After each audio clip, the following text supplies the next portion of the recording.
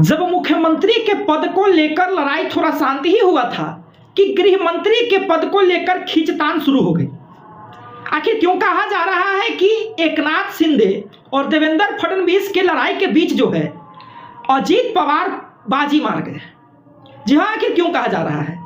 आखिर देवेंद्र फडणवीस और एकनाथ शिंदे की जो भिड़ंत थी उसके बीच कैसे फायदा हो गया एनसीपी को और अजीत पवार को। नमस्कार, मैं हूं साहिल कुमार।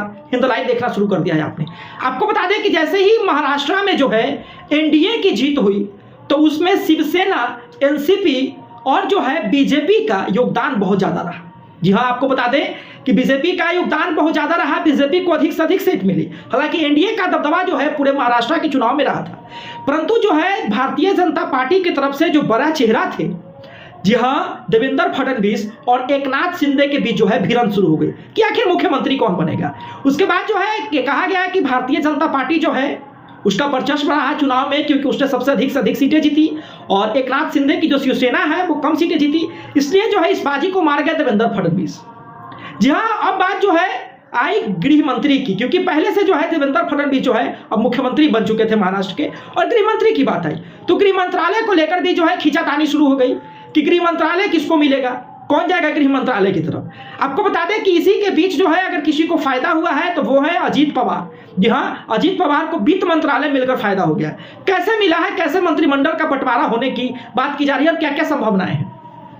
आपको बता दें कि अगर मीडिया रिपोर्ट्स की माने तो महाराष्ट्र में जो है कुछ 40 मंत्रिमंडल की जो सीटें हैं उसकी जब बंटवारा होगी तो कही गई है कि 10 कम से कम जो है शिवसेना कि जो एकनाथ शिंदे उन्होंने कहा है कि हमें 10 सीटों की कम से कम आवश्यकता है।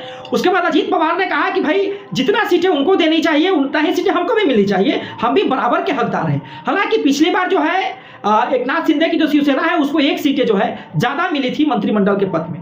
जहां बीजेपी ने भी कहीं ना कहीं इस बात को अब जो है क्लियर ही कर दिया है कि कम से कम 10 सीटें जो है शिवसेना को और एनसीपी को दी जाएगी।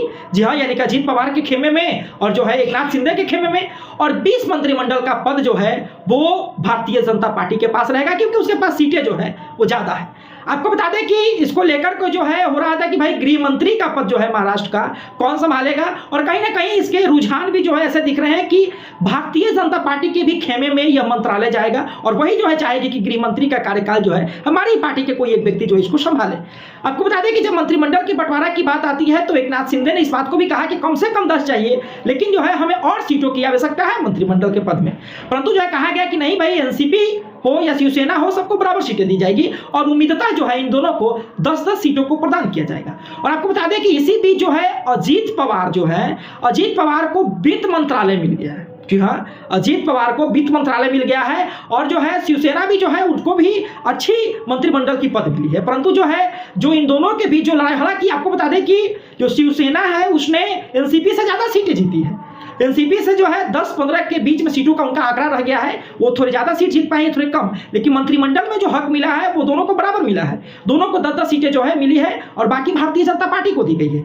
तो इसीलिए जो है कहा जा रहा है कि देवेंद्र फडणवीस और एकनाथ शिंदे की लड़ाई के बीच जो है अजीत पवार अपना काम कर गए हैं और अजीत पवार जो है अपनी बाजी मार गए हैं। हालांकि क्या लगता है आपको कि कौन होना चाहिए महाराष्ट्र का गृह मंत्री, और जो है मंत्रिमंडल में जो बराबर शिवसेना को और एनसीपी को जो सीटें दी गई है 10-10, क्या लगता है आपको कि दोनों को 10-10 मिलना उचित है और बीजेपी को ज्यादा सीटें मिलना उचित है? आप अपना राय हमें कमेंट बॉक्स में जरूर बता सकते हैं। फिलहाल के लिए धन्यवाद। हिंद लाइव देख रहे थे आप।